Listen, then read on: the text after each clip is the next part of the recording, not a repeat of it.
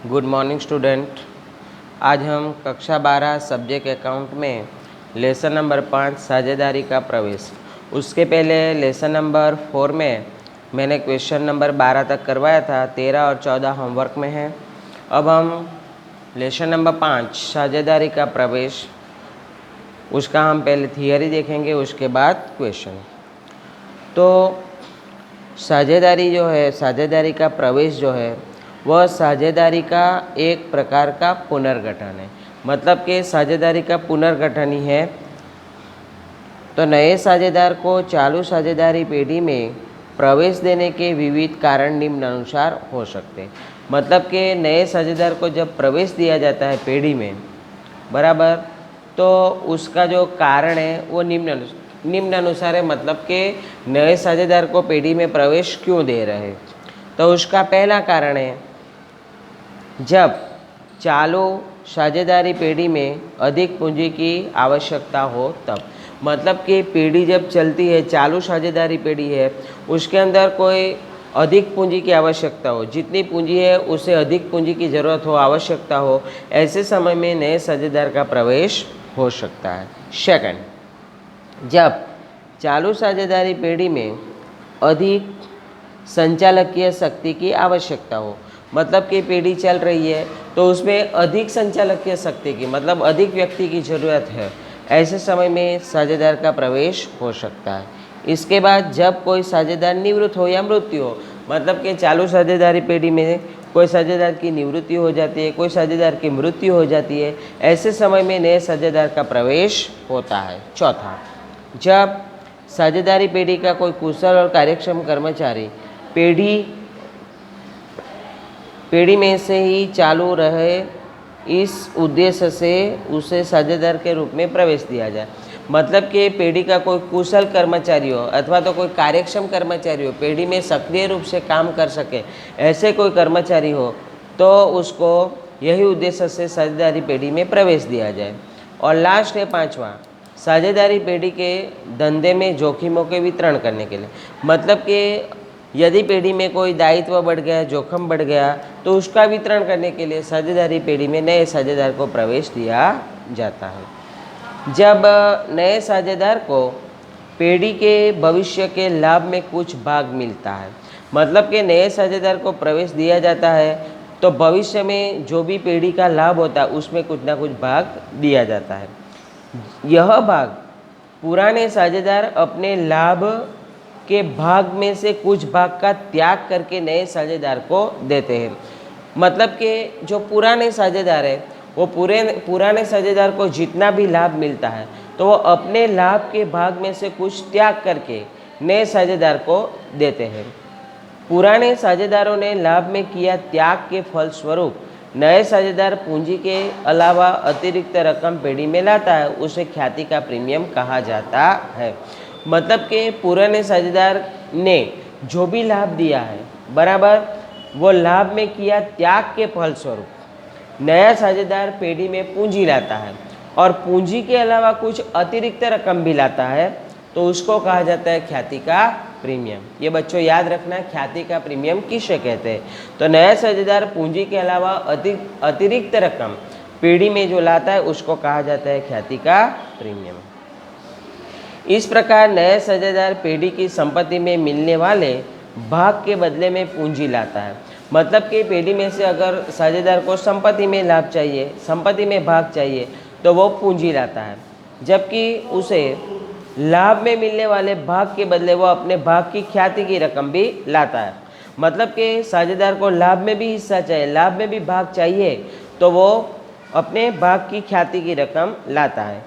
तो पूंजी की रकम पेढ़ी में रहती है, जबकि ख्याति की रकम जो साझेदार, नया साझेदार जब प्रवेश करता है तो जो पूंजी की रकम लाता है वो पेढ़ी में ही रहती है, और ख्याति की रकम जो नए साझेदार प्रवेश के दौरान लाता है वो पुराने साझेदारों के बीच, पुराने साझेदार ने जितना भी रकम त्याग किया है वो त्याग के अनुपात में पुराने साझेदारों के बीच वो बांटी जाती है। उसके बाद नए साझेदार के प्रवेश की असर। मतलब कि नए साझेदार जब पेढ़ी में प्रवेश करता है तो पेढ़ी में क्या क्या असर होती है। तो पहली असर, पुरानी साझेदारी का अंत आता है और नई साझेदारी अस्तित्व में आती है। मतलब कि जब नए साझेदार पेढ़ी में प्रवेश करे तो पुरानी जो साझेदारी चलती है उसका अंत आ जाता है और नए साझेदारी का अस्तित्व आता है। इसके बाद नए साझेदार की पेढ़ी की भविष्य के लाभ में भाग मिलता है। मतलब कि जो नया साझेदार है उसको भविष्य में पेढ़ी में जो भी लाभ हानि जो भी होता है उसमें उसको हिस्सा प्राप्त होता है। परिणाम स्वरूप पुराने साझेदार के लाभ में संयुक्त भाग में कमी होती है। जब नए साझेदार को जब लाभ में भाग मिलता है तो पहले जो पुराने साझेदार को जितना लाभ मिलने वाला है वो लाभ में उसको कमी हो जाती है। इसके बाद तीसरा पॉइंट, नए साझेदार को पेढ़ी को संपत्ति में मिलने वाले भाग के प्रतिफल के बदले निश्चित हुई रकम रोकड़ में या अन्य स्वरूप में पूंजी में वो लाता है। मतलब कि नए साझेदार जब पेढ़ी में एंटर होते हैं, प्रवेश करते हैं, तो उसको पेढ़ी की संपत्ति में मिलने वाले भाग उसके लिए वो रोकड़ रकम लाता है अथवा तो अन्य स्वरूप में पूंजी भी लाता है। चौथा पॉइंट, पेढ़ी में एकत्रित हुए लाभ हानि अनामत और अवास्तविक संपत्तियों का शेष प्रवेश की तारीख को पुराने साझेदारों के बीच उनके पुराने लाभ हानि के प्रमाण में बांटा जाता है। मतलब कि लाभ हानि खाता की जमा बाकी होती है, लाभ हानि खाता की उधार बाकी होती है, तो उसको पुराने साझेदारों के बीच उसके पुराने अनुपात में बांटा जाता है। इसके बाद अनामत, पूंजी अनामत हो, सामान्य अनामत हो, ये सब जो अनामत होती है, ये अनामत जो है वो प्रवेश की तारीख को पुराने साझेदारों के बीच उसके पुराने लाभ हानि वितरण के अनुपात में बांटा जाता है। इसके बाद संपत्तियों का पुनः मूल्यांकन किया जाता है और जिम्मेदारी को पुनः आकलन किया जाता है। मतलब कि पेढ़ी के अंदर जितनी भी संपत्ति होती है उसका पुनः मूल्यांकन किया जाता है।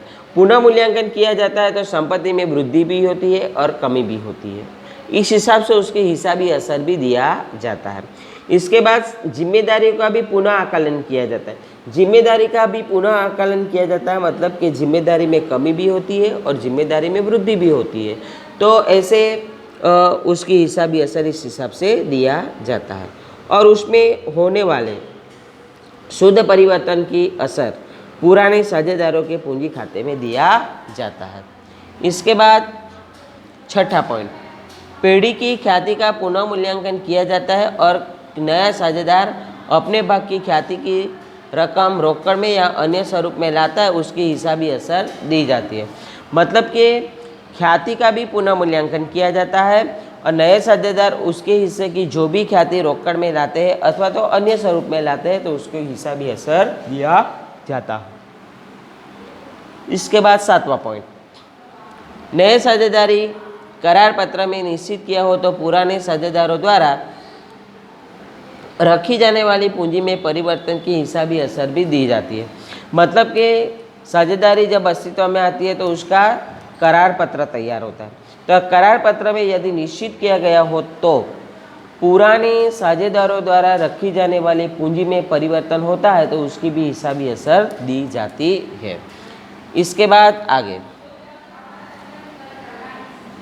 नए साझेदार के प्रवेश के कारण निम्न अनुसार बातों को ध्यान में लिया जाता है। जब नए साझेदार प्रवेश करते हैं तो निम्न अनुसार बातें, तो लाभ हानि का नया प्रमाण और पुराने साझेदारों के त्याग का प्रमाण बराबर उसको ध्यान में रखते हैं। इसके बाद मतलब कि जब हम लॉन्ग क्वेश्चन करेंगे तो उसमें क्या क्या ध्यान में रखना है।